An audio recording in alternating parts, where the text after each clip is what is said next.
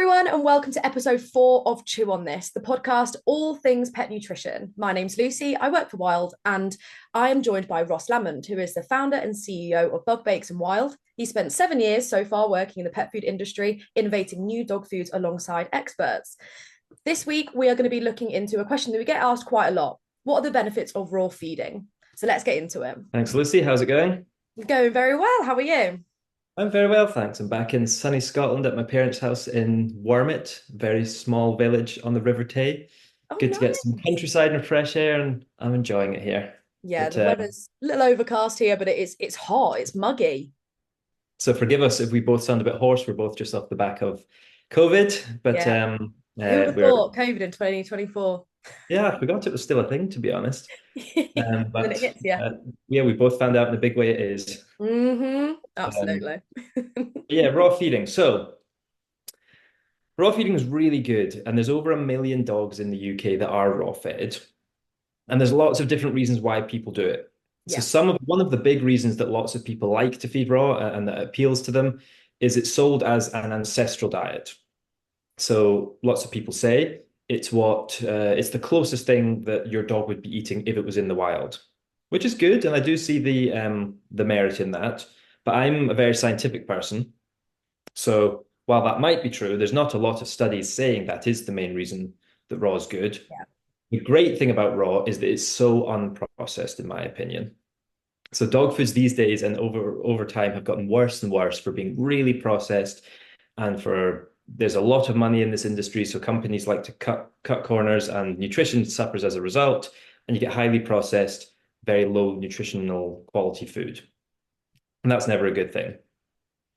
But with raw feeding, you go back to basics. So it might well be similar to what your dog would eat in the wild, but fundamentally, it's just high quality, it's very nutritionally dense, and it's been minimally processed. So, one of the other great things about raw feeding is all of the vitamins and minerals that your dogs need can be found in the ingredients themselves. So, for most dog foods on the market that you buy, to make sure that they're safe and nutritionally complete, they get all these vitamins and minerals added either into the formulation or sprayed onto the outside. Now, the only problem with that is the bioavailability of those vitamins and minerals is not the same as what you find in fresh, high quality ingredients. So if you get vitamin B12 from fish or meat or something like that, it's very easy for your dog to digest and absorb it. Whereas it's a bit harder in its artificial form because it has to be held in different carriers, which are artificial and yeah, just harder for your dog to digest and absorb. So that's the first thing that I think is really, really good about raw feeding. The other thing, and it might sound simple, is when you raw feed, you've got to pay more attention to what you feed your dog because you aren't just buying a food that has that's sold as having everything your dog needs. Lots of people, when they get into raw feeding, they then start taking an interest in their dog's nutrition and they'll start educating themselves, they'll start doing research, they'll maybe vary their dog's diet a bit. And I think that's a really good thing about raw. It's the same with your own nutrition. There's lots of people go through life and they just never think about what they eat. They just go to the shop, what looks tasty, and they eat that. But then when they get into maybe cooking or just healthy eating in general, they'll start researching what's good for you and they'll try different things and new things. And that's what I've really seen happen in the raw community that I really, really like and really respect is just a general increased interest in what you're putting into your dog's Yeah, stomach, which I is think it's really really good. good as well, especially if your dog's got like sensitivities to certain foods or allergies. You know exactly what you're feeding that dog, and you can then avoid those foods. Even if you don't know 100% it's chicken or wheat, you know, okay, well, if I just give them this, see how they go. And it kind of gives, I feel like it gives owners a bit more ownership and control. Like we wouldn't feed our kids just anything like McDonald's every day, not knowing what's in there. You'd feed them something, okay, well, this is what they need. Yeah, that's a really good point. And actually, you're right. If you or your dog has got any kind of allergy or even just an intolerance, then the only way you can really find that is if you're in control of your dog's diet. And you're right, you're taking things out, you're experimenting. And that's what you find raw feeders do, which is really cool, is they experiment a lot with their dog's diet. And that's the best way you can optimize things. Uh, Another thing that's really good about raw feeding is because of there are bones in there. So lots of people think that your dog can't eat bones. Mm. And that's the way I was raised. I remember being told never, never, never leave out, the chicken bones for your dog. And there is some truth to that. cooked bones are very bad for your dog. They can shatter and splinter, and they're just not good for your dog to eat. But raw bones are absolutely fine. I remember I was amazed with we actually raw fed our my family dog that I grew up with, and I remember we got her and she was like 8 or 9 weeks old, a little thing. Oh, And the breeder said, "Oh, we raw feed our dogs. Could you raw feed yours?" And then my whole family was thinking, firstly, that sounds a bit strange because I'd never heard of that. This was many years ago. And secondly, how is this little creature going to chew through these bones? And I was just amazed watching it crunch through these oh my chicken gosh, wings. yeah. And it was absolutely fine. And so not only are they perfectly good at doing it, but it's really good for them. Bones are full of minerals, calcium, all sorts of great things. It's great for their teeth. Crunching through the bones and a crunchy hard food like that can help get plaque off their teeth. And it can add it's really, really beneficial for the gut as well. It helps grind things up and get things moving. And talking about the gut, one thing that's anyone who's switched to a raw diet will know, or switched their dog to a raw diet will know, is the poos are much, much, much smaller.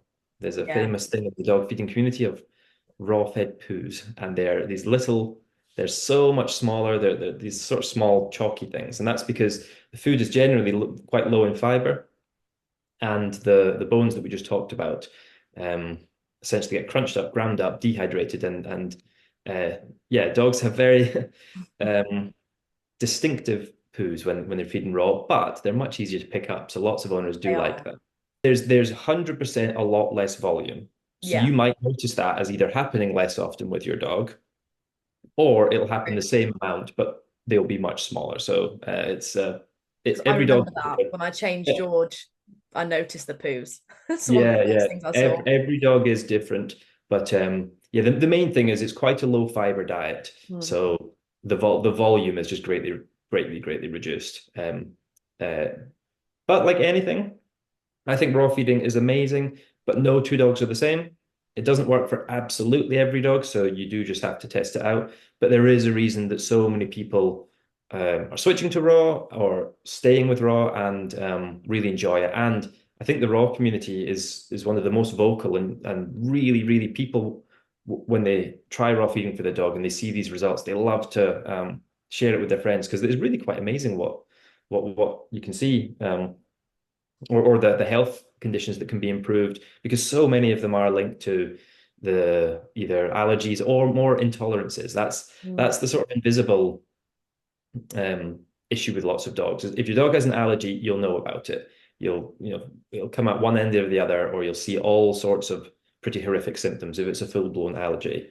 But lots of dogs can have intolerances, which are much more subtle and over time can build up if they're eating a certain diet that doesn't quite agree with them and you don't know what it is. And then you get a build up and then you can see all sorts of things like dandruff in the fur or weepy It can eyes pause and excessively. mm, That's what I mm, noticed with and George a lot. yeah, and also in energy levels as well. Dogs can't speak to us. So you have no idea how they're feeling. But lots of people, when they switch to a raw diet, because they're a mixture of removing some of the ingredients that the dog might be intolerant to, and they're switching to a food that the dog might find easier to digest, suddenly their energy, it's like you've got a different dog. Their personality totally changes. Yeah. Um, so yeah, I think raw feeding is really good. I think there is no one size fits all approach to dogs, so it won't work for 100% of dogs, but it's definitely worth a try. And yeah, as I say, there's a reason why so many people are into this, and it's a big thing in the UK at the moment. And I think it's taken off all over the world actually. But there are loads of groups out there, aren't there, that if you're wanting to start raw feeding and you're not quite 100% sure what you should do or how to get into it, there are hundreds, if not thousands, of Facebook groups you can join. And they are, because their community, they are so passionate about what they feed their dogs, they will be more than happy to help and they will guide you. And we're noticing that as well. We know a few raw feeding community, I'm gonna say pioneers, and they are really helpful for us as well. They're a really great community that will do anything for you. Yeah, that's a really good point you brought up, is actually a lot of people, when they hear about it, they might even think it sounds good, but it can be quite daunting. Yeah. And there can be two reasons for that. One is because some people are do-it-yourself raw feeders, so they really build their entire dog's diet. And that can be very scary for especially a new dog owner or even a long-term dog owner that hasn't researched nutrition very much. But you can also buy, there are lots of complete raw dog foods out there as well. And then they've got a mixture of the meat, bones, organs, and some fruits and veggies so that they're completely nutritionally complete. So you can buy well-rounded raw and then start with that. But you're right, there are really good communities out there because the barrier to entry is quite high, Yeah. both because it's daunting and to be completely honest, there are some I don't know if drawbacks is the right word you'd use, but it isn't as straightforward as just buying a bag of food.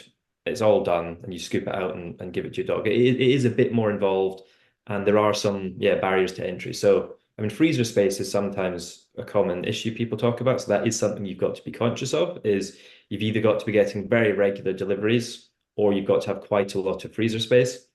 Mm. And there just is more prep involved. So you generally, when you buy this frozen, you've got to defrost it and you want to do that safely. That's one of the most important things. Raw feeding is, if done properly, it's perfectly safe, but you have to make sure that your manufacturers follow the right steps to ensure it's safe because it is raw ingredients, and you've got to follow the right steps to make sure it's safe. If you do that, it's totally fine. But yeah, that can put some people off. But it is really good that there is such a support system. I don't know of any other food out there that has No. a support system like that. I wish I knew. When I got George, I was, I think, oh gosh, how old was I? 20 at university, had no idea what I was doing. Probably shouldn't have bought a dog, maybe, because some could argue. And I wanted to raw feed, and I had absolutely no idea what to do. And I just went on Google and saw hundreds of articles saying, do this, do this, do this, all contradicting each other. I had absolutely no idea what to do. I ended up going to Pets at Home and just buying whatever I could find and putting it together. And it took me so long. And eventually, my freezer was just so full. I think I've probably still got some in there now. It's been years. And it almost initially it put me off. But if I'd known that there were all these communities out there that I could reach out to and just, hey, I want to do this, help, I think I'd have been a lot more inclined to continue. But I Mhm. saw the benefits and I loved the benefits. It was just for me at university, it just wasn't an option. And obviously, I now feed my dogs wild, obviously. So Mhm. they still get the benefits now. Just yeah, all that time prep has gone for me, which makes my life a bit easier. Yeah, and especially if you're living in a flat, it can sometimes be a little bit if you've got the luxury of space and Yeah, it's great. But a shared lot of flat, people shared freezer. share flat, and then yeah, you've got your little quadrant of the freezer. Yep, and it's all full Then of raw meat. but yeah, actually, that's a good segue onto.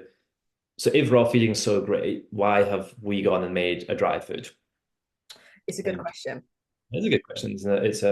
It's something I would be asking if I was watching this. Yeah. And the reason for that is even if you feed raw, in my opinion, you should always have an alternative in the cupboard. Mm, That could be for rainy days if the freezer breaks or if you need to go camping or sometimes after certain vet procedures the vet will say either for the dog's mouth or for various reasons can you stay off raw feeding for 3 days or a week or there's always scenarios when having an alternative is useful. mm, And to my surprise, I would say almost, or in fact, just nothing on the market was a really good alternative from an ingredient list wise in a dry format to raw feeding. mm. Most of the foods that get promoted as being uh, a good alternative to raw are because they're cold pressed, which is great, and that Yeah. is better than kibble, and it is more similar to raw, and it digests in a similar part of the gut, so it's great. But when you look at the ingredient list, they'll often have 26% meat, and then so there is no raw diet that I'm aware of for dogs that is 74% veggies and 26% meat.